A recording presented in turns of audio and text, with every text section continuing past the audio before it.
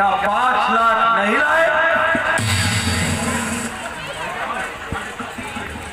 महाराज खाने को तो बस यही है, बाकी 430 का तो हिसाब मिल गया। कार्यक्रम होता है और यहाँ पर लाखों लोग होते हैं। आज तक कोई इंसिडेंट नहीं हुआ। भगवान राम की रामलीला मंडली और अपनी तरफ से हमारे दर्शकों को संदेश करेंगे। देखिए, ये राम तो घर घर में होना चाहिए।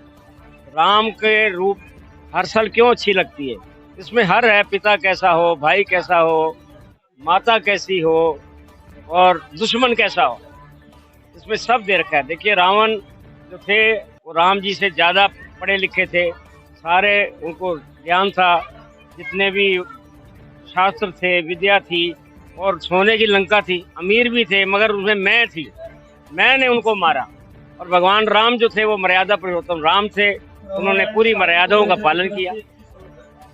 अगर हम आज देखें आज की सरकार राम राज्य में क्या फर्क हो रहा है? देखिए, सरकार का काम सरकार करती है, मगर ये जो हमारी रामायण है ये एडवांस में लिख दी थी वाल्मीकि जी ने।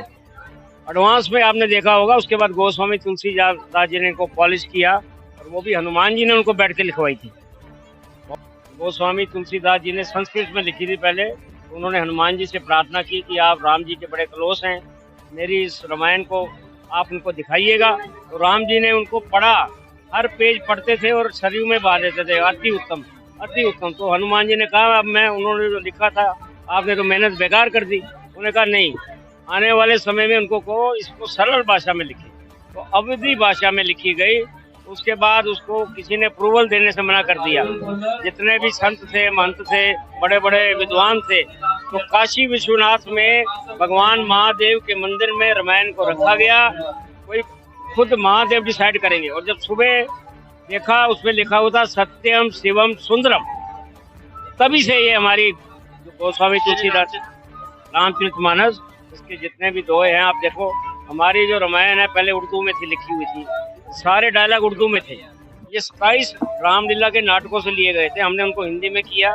हमारे यहाँ जो बच्चियाँ रोल करती हैं, जो पात्र हैं स्त्रियों का, वो लेडीज करती हैं, जेंट्स का जेंट्स करते हैं।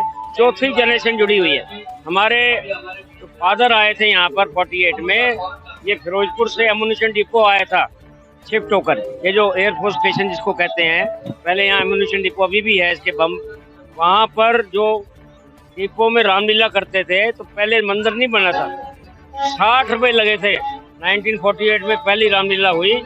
फिर उनके जितने भी आगे बच्चे थे, जैसे मेरा भी ये पोता ने अंगद का रोल किया, मैंने लक्ष्मण का किया।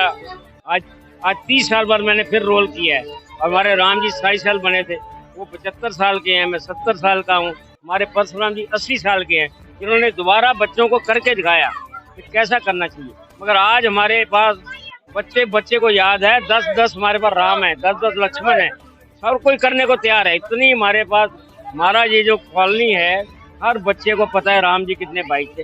ये जरूरी होना चाहिए, हर मोहल्ले में श्री राम लीला का मंचन होना चाहिए। और सरकार को भी चाहिए इन दिनों में परमिशन भी दे, रामलीला को फाइनेंस भी करे, जो सरकार, ये जो प्रेजेंट सरकार है, और बच्चों को छुट्टी दे, क्योंकि बच्चे जब देखेंगे नहीं तो रामलीला का फायदा क्या।